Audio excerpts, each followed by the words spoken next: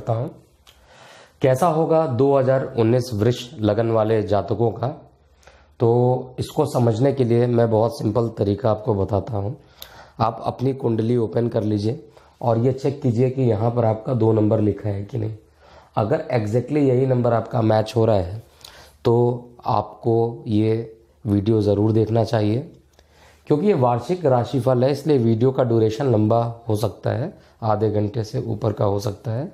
तो इस वीडियो को आराम से समझिए। इस वीडियो में मैं एक एक पॉइंट को डिस्कशन करने जा रहा हूँ।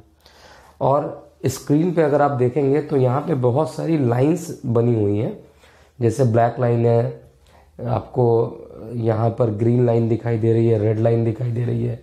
तो ये जो लाइंस दिखाई दे रही है ये इनका ट्रांजिशन पीरियड है, क्योंकि जो प्लैनेट होता है वो एक राशि से दूसरे राशि में अपने गति के अनुसार जो होता है वो चेंज करता रहता है।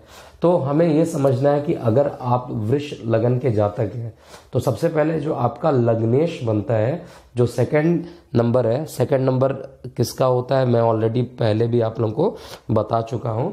जो 2 नंबर होता है वो शुक्र की राशि होती है। तो शुक्र इस कुंडली में लग्नेश बनकर बैठा हुआ है और शुक्र की जो पोजीशन है वो आपकी पर्सनैलिटी, आपका खुद का स्थान है।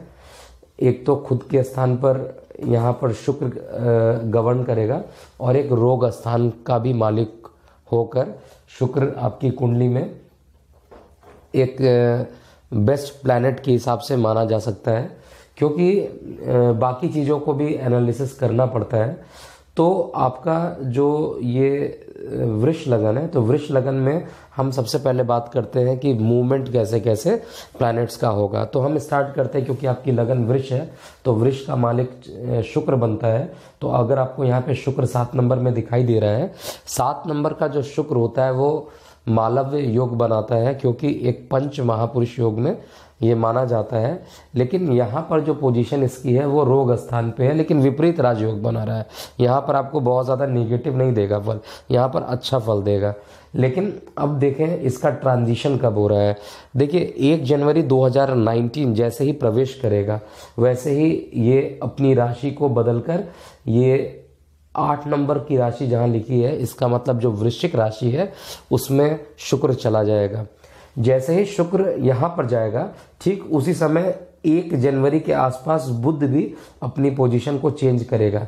तो 1 जनवरी 2019 में हर राशि वाले जातकों के लिए 2 प्लैनेट तुरंत चेंज होंगे। एक तो बुध की पोजीशन चेंज होगी और एक शुक्र की पोजीशन होगी। दोनों 1 जनवरी के आसपास ही अपनी पोजीशन को ट्रांजिट करने जा रहे हैं।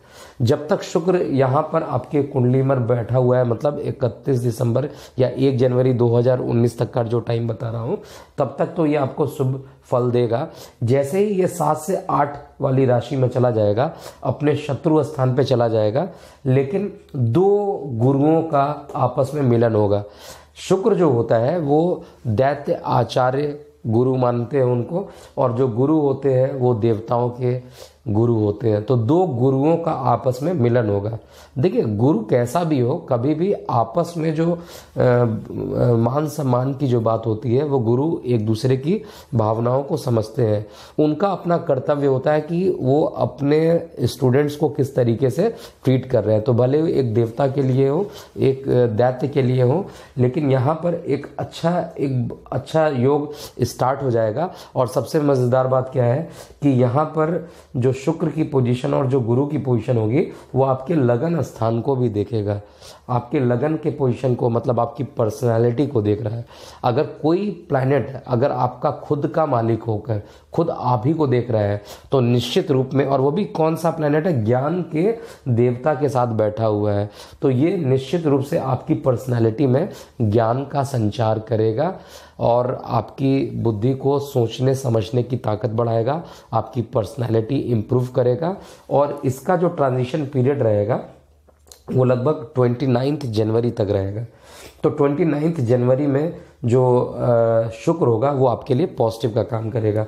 अब जैसे ही शुक्र यहाँ पे अष्टम स्थान पे जाएगा उस समय ये शनि के साथ आ जाएगा। शनि और शुक्र का जो कॉम्बिनेशन होगा, हालांकि जो यहाँ पे शनि जो बैठ रहा है वो अष्टम स्थान पे बैठा हुआ है, जो कि आपकी कुंडली के लिए निगेटिव है, लेकिन क्योंकि जब शुक्र जहाँ पर बैठता है अगर रोग स्थान पे बैठ गया तो लंबे टाइम का रोग स्टार्ट कर दे रहा है। लेकिन ये डिपेंड करता है आपकी जो जन्म कुंडली है उसमें शुक्र की क्या पोजीशन है। ये जो पोजीशन या हम लोग जो इसका वर्णन करते हैं ये केवल प्लैनेटरी मूवमेंट होता है, कैसे प्लैनेट मूव करता है उसके हिसाब से क्या पोजीशन होगी उसके बारे में ये राशिफल डिसाइड होता है। तो आप इस राशिफल को एक तो जैसे जैसे मूवमेंट होगा उसके हिसाब से भी होगा, लेकिन अगर आपको एग्जैक्ट पता करना है तो आपकी राशि में वो प्लैनेट कहाँ पर बैठा है इसको भी देखना पड़ेगा, उसका डिग्री वाइज कैपेसिटी कितनी ज़्यादा है इसको भी चेक करना पड़ेगा। तो यहाँ पर जो शुक्र की शनि के साथ युति बनेगी, शुक्र और शनि दोनों फ्रेंड माने जाते हैं, तो इनकी युति लेकिन रोग स्थान पे जा रहे हैं और साथ में ही आपके बिजनेस, आपके कुटुंब, आपके धन वाले पोजीशन पे ये देख रहा है। तो अगर ये आपके धन वाड़ी कुटुंब वाले पोजीशन को अगर ये देख रहा है तो इस चीज़ से आपको क्या करेगा, थोड़ा सा एक शनि जो पृथकवादी ग्रह भी होता है तो वो अलग कर सकता है आपकी परिवार से, आप थोड़ा सा दूर जा सकते हैं इस पीरियड में। आपके पास जो धन होगा उसमें धन की कमी कर सकता है, आपके गले में या कान से या आपके आंखों से विकार भी उत्पन्न कर सकता है इस ड्यूरेशन में। तो ये ड्यूरेशन जो होगा शुक्र का वो अच्छा नहीं माना जाएगा। देखिए, मैं हर चीज़ अच्छा बोल दूं वो मेरे को खुद जस्टिफाइड नहीं होगा, मेरा सेल्फ रिस्पेक्ट ऐसा कहता ही नहीं है। जैसा लिखा है मैं वैसा ही बताऊंगा, जिसको मानना है मानेंगे, जिसको नहीं मानना है वो नहीं मानेंगे। लेकिन मैं अपनी भविष्यवाणियों को किसी व्यू को बढ़ाने के लिए या लोगों की अच्छी अच्छी बातें बटरिंग करके वो मेरे स्वभाव में ही नहीं है, इसलिए जैसा है मैं वैसा ही बताऊँगा। अब यहाँ पर देखा जाए, जब शुक्र जो है आपका 24 फरवरी को लगभग आपके भाग्य स्थान पे यानी लगन का स्वामी भाग्य स्थान पे बैठ जाए तो आपको निश्चित रूप से आपका भाग्य का जो पोजीशन है, जैसे आप भाग्य से कोई काम करना चाहते हैं तो इस ड्यूरेशन में आप ये कर सकते हैं और आपकी पद उन्नति होने की भी संभावना रहेगी और आपका कर्म क्षेत्र भी थोड़ा आराम वाली लाइफ हो जाएगी। लगभग अगर मैं बात करता हूँ 22 मार्च से 16 अप्रैल तक का जो टाइम होगा वो शुक्र के चेंज होने से वो लगभग आपको थोड़ा सा ऐशो आराम वाली ज़िंदगी भी देगा। देखिए, एक्चुअली में जो मूवमेंट होगा वो ज़्यादा मूवमेंट 2-3 ही प्लैनेट करते हैं। जैसे सन है वो तो हर 1 महीने के बाद राशि को चेंज कर देता है, लेकिन जो मून होता है वो बहुत तेज़ी से मूव करता है, इसीलिए मून को मैंने कहीं पर भी दिखाया नहीं है। मून को दिखाने का मतलब है कि आप उसका दैनिक राशिफल देख सकते हैं, उसका मासिक राशिफल देख सकते हैं, क्योंकि मून बहुत तेज़ी से मूवमेंट करता है। लेकिन हम यहाँ पर जो बात कर रहे हैं वो वार्षिक राशिफल का बात कर रहे हैं। तो वार्षिक राशिफल में आपको कुछ चीज़ों को बहुत अच्छे से देखना पड़ेगा। बुध की पोजीशन तेजी से चेंज होती है, शुक्र की पोजीशन चेंज होती है, मंगल की पोजीशन चेंज होती है। तो ये जो प्लैनेट्स है इनकी पोजीशन जल्दी चेंज होती है, तो इनका हमारे रियल लाइफ में बहुत ज़्यादा सिग्निफिकेंस हो जाता है, प्रभाव पड़ता है। लेकिन अगर मैं बात करता हूँ जैसे देव गुरु बृहस्पति की मैं बात करता हूँ तो ये अभी वृश्चिक राशि में है, लेकिन 30 मार्च को ये अपनी राशि को चेंज करके ये ट्रांजिट करके इस पोजीशन पे यानी नवम पोजीशन में इनका ट्रांजिट होगा, इस वाली राशि में इनका प्रवेश करेगा और ये फिर वापस 22 अप्रैल को वक्री हो जाएंगे, फिर पीछे चलने लगेंगे और फिर लगभग 100-150 दिनों तक वक्री होने के बाद ये फिर 5 नवंबर को फिर नवम स्थान पे फिर आ जाएंगे। गुरु का जब भी नवम स्थान पे प्रवेश होगा, आपके ऐशो आराम की ज़िंदगी के कारण अगर आप डायबिटिक है तो आपको या आपको किडनी से रिलेटेड प्रॉब्लम है तो आपको इस ड्यूरेशन में जब ये गुरु का ट्रांजिशन होगा, जो मैंने डेज यहाँ पर लिखे हुए हैं, तो उस डेज में आपको मतलब 5 नवंबर के बाद, यानी जो 2019 का जो लास्ट मंथ होगा उसके या एक मंथ पहले, उसके पहले तक आपको थोड़ा सा अपने खान पान में थोड़ा सा बदलाव करना पड़ेगा, क्योंकि यहाँ पर किडनी फेलियर या आपको जो होता है जॉन्डिस का रोग या शुगर की बीमारी भी उत्पन्न करा सकता है, तो थोड़ा सा ध्यान देना होगा। फिर अगर हम बात करते हैं, मैं शुक्र की बात कर रहा था, तो शुक्र की पोजीशन हम लोग यहाँ तक पहुँच गए थे।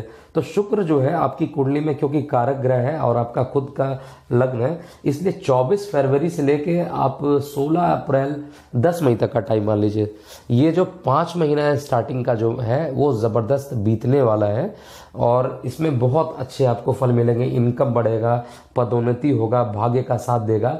लेकिन जैसे ही 10 मई को ये द्वादश होकर ये पहुंच जाए, और सबसे बड़ी चीज़ है कि जो ये 12 नंबर की राशि में जो शुक्र होता है वो उच्च का होता है, तो उच्च का होगा तो इनकम निश्चित रूप से बढ़ेगा।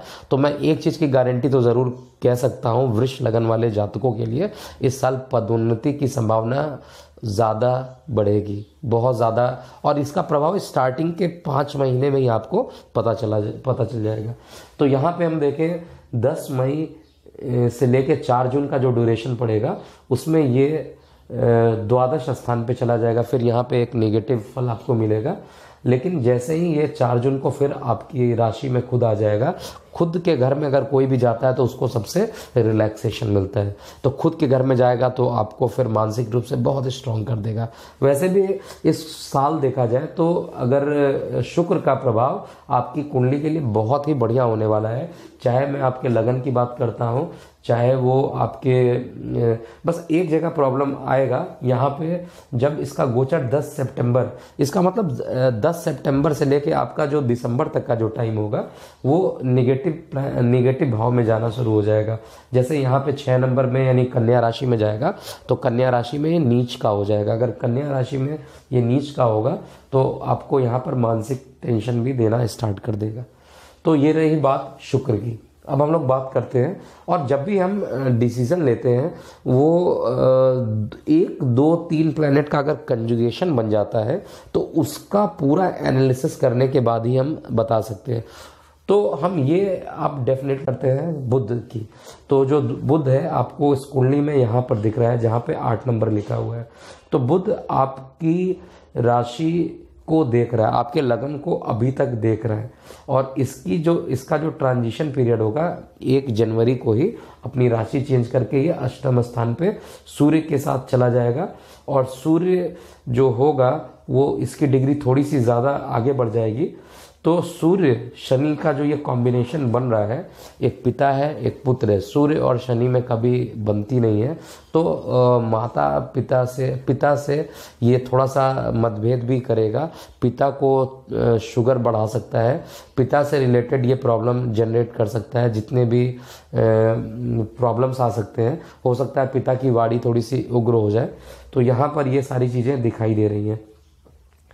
तो अगर बुध का जो ट्रांजिशन अगर ये 10वें स्थान पे जाएगा तो भाग्य स्थान पे बैठ जाएगा, भाग्य स्थान पे बैठेगा और आपके पराक्रम को देखेगा, तो आपको पराक्रमी भी इस ड्यूरेशन में बनाएगा। उसके बाद जैसे ही ये फरवरी और मार्च तक की जो पोजीशन मैं देख रहा हूँ, फरवरी मार्च, इसका मतलब जो स्टार्टिंग से 1 जनवरी से लेके आपके मार्च तक का जो पोजीशन है, स्टार्टिंग के 3 मंथ आपके बहुत ही बढ़िया होंगे। उसके बाद जो मई तक की 10 मई तक की मैं बात की, उसका जो पोजीशन होगा उससे थोड़ा सा कम होगा, और फिर एक महीने के करीब जब ये द्वादश स्थान पे चला जाएगा और वहाँ पर आपको कॉम्बिनेशन जब बनेगा तो वहाँ पर एक अच्छा फल नहीं देगा, लेकिन फिर शुक्र की और बुध की जो युति होगी वो अच्छा फल देगा। तो बुध भी आपकी कुंडली में यहाँ पर एक अच्छा फल देने जा रहा है। कुछ पोजीशंस को बस हमें देखना है कि जहाँ पर ये नेगेटिव फल देगा। जैसे बुध अगर यहाँ पर पहुँच जा रहा है, और इस समय जब ये 16 अप्रैल के करीब ये पहुँचेगा तो 16 अप्रैल में मंगल अपना पोजीशन भी लगभग लगभग आपके लगन पे पहुंच जाएगा और आपके तत्व का एंटी तत्व होने के कारण थोड़ा सा टेंशन डेवलप करेगा। तो हर कैलकुलेशन से मुझे जो टाइम दिख रहा है वो 10 मई से लेकर 22 मई तक का जो टाइम है, ये 12 दिन का जो टाइम है, 10-12 टाइम, ये थोड़ा सा टेंशन वाला हो सकता है। आपको इस ड्यूरेशन में हनुमान जी की पूजा करनी चाहिए। अब हम बात करते हैं बुध की। हर जगह पे जो यहाँ पे बुध नीच का हो जाता है, यहाँ पे शुक्र उच्च का है लेकिन बुध यहाँ पर क्या होगा, नीच का होगा। और जब शुक्र पहुँचेगा उसका ड्यूरेशन 16 अप्रैल है, लेकिन उससे पहले ये बुध पहुँचकर ये आगे निकल जाएगा। तो इसका नीच भंग की जो एक कंडीशन होती है वहाँ तो फॉलो नहीं कर रहे हैं। बाकी अगर हम आगे बढ़ते हुए देखते हैं तो धन स्थान पे जब जाएगा तो धन से आपको वृद्धि करेगा, और आयु को भी देखेगा तो आयु के स्थान को ही बढ़ाएगा। और इस पोजीशन में जहाँ पे मैं आपको दिखा रहा हूँ टाइमिंग बुध की, वो 2 जून को यहाँ पर एंट्री करेगा। 15 जून के करीब ये सूर्य के साथ थोड़ा अस्त हो जाएगा। तो जब ये सूर्य के साथ थोड़ा ये अस्त होना स्टार्ट होगा तो वहाँ पर एक निगेटिव फल देगा, लेकिन ओवरऑल देखा जाए तो कुछ ही ड्यूरेशन ऐसे हैं जो बुध और शुक्र का आपका निगेटिव होगा। ओवरऑल मुझे पॉजिटिव दिखाई दे रहा है। आपका पराक्रम बढ़ चढ़ के रहेगा, और इस ड्यूरेशन में आपका जो सूर्य है वो लगभग 9 अगस्त 17 अगस्त के करीब अपने खुद की राशि में जब ये पहुंचेगा, उस समय 26 अगस्त का जो टाइम होगा, अगस्त और अगस्त, फिर ये बुध और सूर्य एक दूसरे के साथ में आके बुध आदित्य योग बनाएंगे और आपके प्रमोशन वाले क्षेत्र को, आपके कर्म क्षेत्र को देखेंगे। तो बुध और सूर्य का जो बुध आदित्य योग बनेगा उससे आपको यहाँ पर प्रमोशन की और कर्म क्षेत्र में काम करने की टेंडेंसी ये सब बढ़ा देगा बहुत ज़्यादा। और खुद के घर में बैठा है तो खुद के घर में सूर्य बहुत अच्छा फल देगा। और बुध को लेके बैठा, अगर बुध को अस्त नहीं करता है तो ये ज़बरदस्त राजयोग बना देगा आपकी कुंडली में। देखिए, तो अगर हम बात ये करते हैं तो शुक्र भी कुंडली में आपके बहुत अच्छा है और बुध भी इस साल आपकी कुंडली में बहुत ही अच्छा फल देने वाला है। अब हम बात करते हैं अगले प्लेनेट का। जैसे गुरु की बात मैं कर रहा हूं तो गुरु ज़्यादा वेरिएशन नहीं करेगा। गुरु या तो आपके सप्तम स्थान का फल देगा या तो अष्टम स्थान का फल देगा, इससे ज़्यादा इसको मूवमेंट करना नहीं है। तो गुरु से रिलेटेड मैं प्रॉब्लम ऑलरेडी बता चुका हूँ, डिस्कशन कर चुका हूँ। हम शनि की बात करते हैं। शनि इस साल राशि चेंज करेगा ही नहीं, क्योंकि 2.5 साल लगभग एक राशि में होगा और ये वक्री भी नहीं होगा इस साल। तो शनि जो होगा ये अष्टम स्थान पे रहेगा, और अष्टम स्थान पे रहने के कारण थोड़ा ढीला प्लैनेट है, धीरे धीरे चलता है और बड़ी डिसिप्लिन के साथ चलता है। तो इस कारण से यहाँ पर जो आपके बोलने वाली जो पोजीशन है वो भी आप थोड़ा नाप तौल के आप बात अगर करेंगे तो किसी से विवाद होने की स्थिति नहीं बनेगी। नहीं तो यहाँ पर आपके धनवाड़ी कुटुंब को देख रहा है तो यहाँ पर ये प्रॉब्लम क्रिएट कर सकता है। इसके बाद अगर मैं बात करता हूँ, क्योंकि शनि अपनी पोजीशन चेंज करेगा नहीं, तो सबसे ज़्यादा जो चेंजिंग पोजीशन आएगी वो सूर्य की आएगी, बुध की आएगी, शुक्र की आएगी और थोड़ा बहुत मंगल की आएगी। गुरु की और शनि की पोजीशन लगभग चेंज नहीं होगी। राहु जो होगा 6 मार्च के करीब अपनी पोजीशन को चेंज करेगा और 4 से 3 में जाएगा। ये हमेशा उल्टे डायरेक्शन में जाता है, तो 4 से ये 3 में जाकर आप और उच्च का हो जाएगा। 4 से 3 में जाके ये उच्च का हो जाएगा। तो मैं गारंटी के साथ कहता हूँ 6 मार्च के करीब आपके पास जो होगा, आपकी वाणी जो होगी कुछ राजनीतिक तरीके से हो सकती है, क्योंकि सडन कारक माना जाता है राहु को। तो अगर आप अगर आप लेक्चरर हैं, अगर आप प्रवक्ता हैं, तो इस फील्ड में आप अपने आप को